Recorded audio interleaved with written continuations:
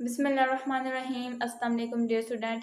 उम्मीद करती हूँ कि आप सब खैरियत से होंगे, ठीक ठाक होंगे। डियर स्टूडेंट, आज हम पढ़ेंगे क्लास 9 की केमिस्ट्री के बारे में। केमिस्ट्री का चैप्टर नंबर 11 है हाइड्रोकार्बन्स। चैप्टर नंबर 11 के हमने जो कल एमसीक्यूज थे वो हमने कल कर लिए थे। इसके जो अल्हम्दुलिल्लाह हमने सारे टॉपिक्स इसके कंप्लीट कर लिए हैं। कल हमने इसके एमसीक्यूज भी पढ़ लिए थे, 10 एमसीक्यूज थे। तो आई होप सो कि आप लोगों को समझ आ गई होगी। आज हम इसके जो शॉर्ट क्वेश्चन है आज हम वो करेंगे। तो इसके जो हमारे पास शॉर्ट क्वेश्चन है वो है हमारे पास 9 शॉर्ट क्वेश्चन, 10 नहीं है 9 है। तो 9 में से 3 उन्होंने हमें कट करवाया है कि उनकी कटिंग है वो अपने नहीं करनी। थर्ड 8 और 9, ठीक है। क्वेश्चन नंबर थर्ड 8 और 9 ये आपने नहीं करना, या आप अपनी बुक से इसको ना काट दें, या आपने नहीं करना।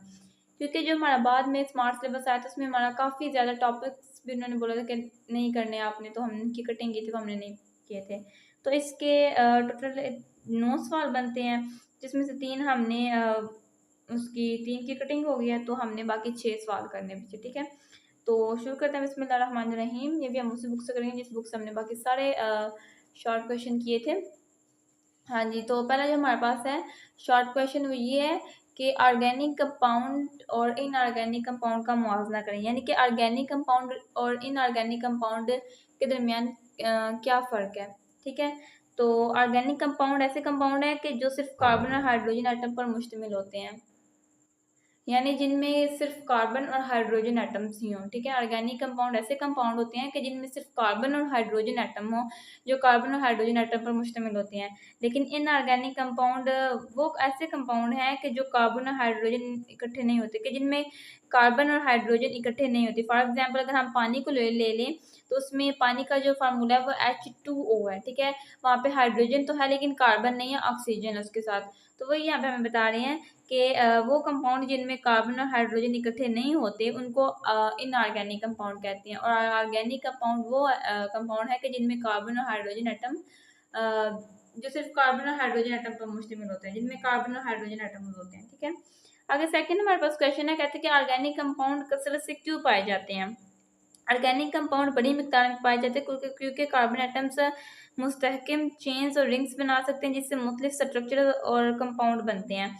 आगे वो कहते हैं कि ऑर्गेनिक कंपाउंड क्यों ज़्यादा तादाद से पाए जाते हैं। ये बात आपने हमेशा याद रखनी है कि जो कार्बन एटम्स होते हैं ना हैं कार्बन एटम्स वो अपने साथ दूसरे कार्बन एटम्स के साथ ना रिंग्स की फॉर्म में चेन्स आगे बनाते जाते हैं। यानी कि कार्बन एटम्स अपने जैसे दूसरे कार्बन एटम्स के साथ मिल के आगे वो चेन्स बनाते जाते हैं, ऐसे रिंग्स बनाते जाते हैं, ठीक है। ऐसे लंबी कार्बन एटम्स की चेन बनती जाएगी, रिंग्स की फॉर्म में वो गोल दायरे की फॉर्म में वो आगे बनाते जाएंगे अपनी चेन्स, ठीक है। तो कहते हैं जिससे मुख्तलिफ स्ट्रक्चर्स और कंपाउंड बनते हैं। रिंग्स की फॉर्म में बनेंगे तो ऐसे गोल दायरे की फॉर्म में, या जैसे एक अंगूठी होती है ना, अंगूठी की शेप वैसे वो बनेंगे। और अगर सीधी चेन सीधा जंजीर में जैसे जंजीर होती है ऐसे सीधे बने ना, तो कार्बन एटम्स अपने जैसे दूसरे कार्बन एटम्स के साथ मिलकर ना सीधी जो जंजीर जो चेन होती है ना वो भी बनाते हैं, ठीक है। यानी कि सिंपल वे ये हमें कहना है कि ऑर्गेनिक कंपाउंड की तादाद इसलिए ये बड़ी मिकदार में पाई जाती है क्योंकि इनमें जो कार्बन एटम्स होते हैं वो दूसरे कार्बन एटम्स के साथ मिलकर बहुत लंबी चेन्स और लिंक्स बना सकते हैं आगे, ठीक है। आगे तीसरा सवाल ये आपने नहीं करना। आगे जो चौथा सवाल है ये बुक में आपको मैं लगवा देती हूँ। कहते हैं कि कम मास वाले हाइड्रोकार्बन्स के हसूल के लिए नैफ्था फ्रैक्शन को किस तरह तहलील किया जाता है। तो इसका जो आंसर है वो हमें बुक में से ही प्रोवाइड है, ठीक है। मतलब बुक में से ही इसका जो आंसर है, हाँ जी, ये पेज नंबर 148 पे आ जाए। 148 पे ऊपर जो सबसे पहली वाली लाइन है कि जब नेफ्था को, यहाँ पे आपने नेफ्था लिखना है कि जब नेफ्था को 500 डिग्री सेल्सियस पर कैटलिस्ट की मौजूदगी में गर्म किया जाता है तो ये ऐसे छोटे कार्बन हाइड्रोकार्बन मुहैया करते हैं कि जिनमें कार्बन एटम की तादाद 5 से 10 होती है, ठीक है।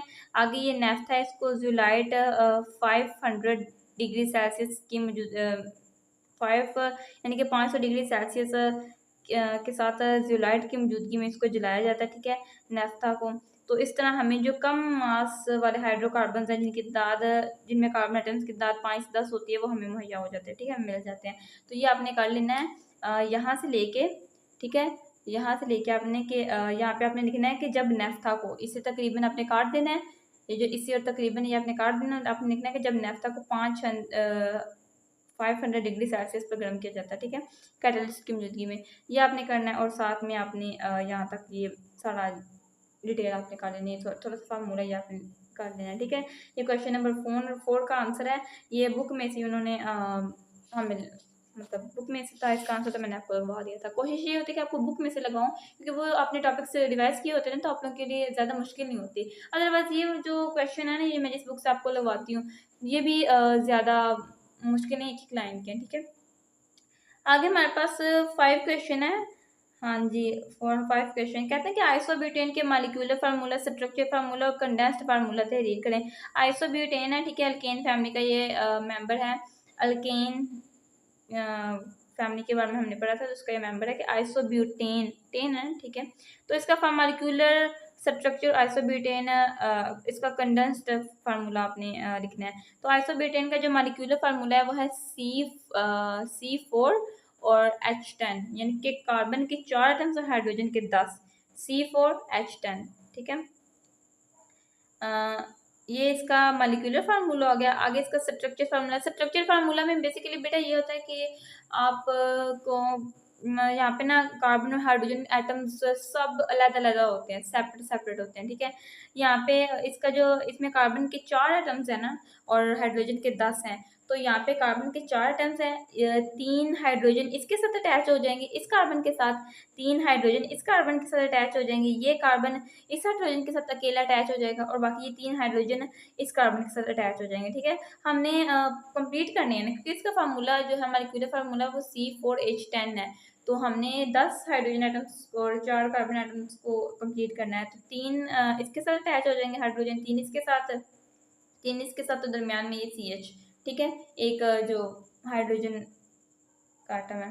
आगे ये आइसोब्यूटेन का कंडेंस्ड फार्मूला, ये आपने ना ये आप स्ट्रक्चर फार्मूला लिखेंगे ना तो आपको यहीं से रिवाइज हो जाएगा। जैसे कि यहाँ पे C के साथ 3 हाइड्रोजन अटैच है ना, 3 अटैच है, CH3, आगे बॉन्ड है, दरमियान में सिंगल बॉन्ड, और आगे ये दरमियान में अपने जो CH है ये आप लिख लेंगे और साथ में आप CH3 और इसके नीचे बिल्कुल CH3, ठीक है। इतना ये 3 3 6 3 9 1 10 और 4 जो है हाइड्रोजन के 10 हाइड्रोजन के एटम्स कंप्लीट हो जाएंगे और 4 कार्बन एटम्स कंप्लीट हो जाएंगे, ठीक है।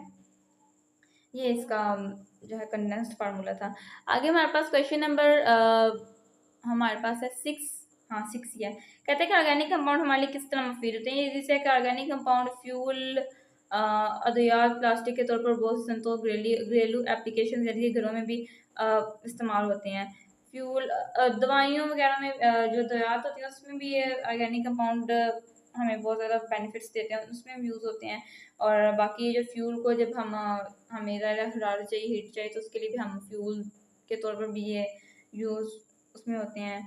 और बहुत सी इंडस्ट्रीज़ में भी होते हैं और घरेलू चीज़ों में भी ये जो ऑर्गेनिक कंपाउंड यूज़ किए जाते हैं। तो इसका इजी सा जो है आंसर है, ठीक है।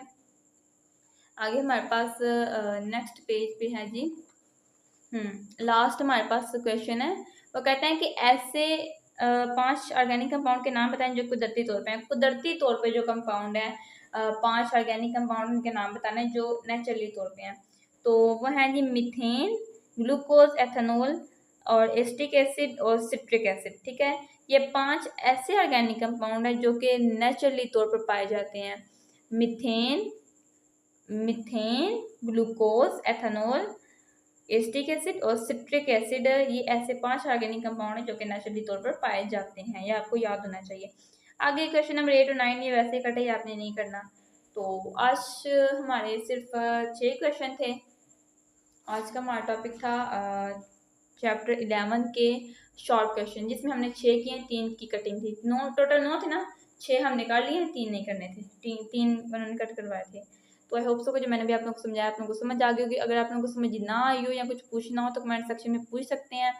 अगर वीडियो अच्छी लगे तो चैनल को लाइक और सब्सक्राइब लाजमी कर दिया करें, इससे हमारे आने वाली हर नई वीडियो का नोटिफिकेशन सबसे पहले आपको मिलेगा। दुआ में याद रखिएगा, मिलते हैं नेक्स्ट वीडियो में, तब तक के लिए अल्लाह हाफिज़।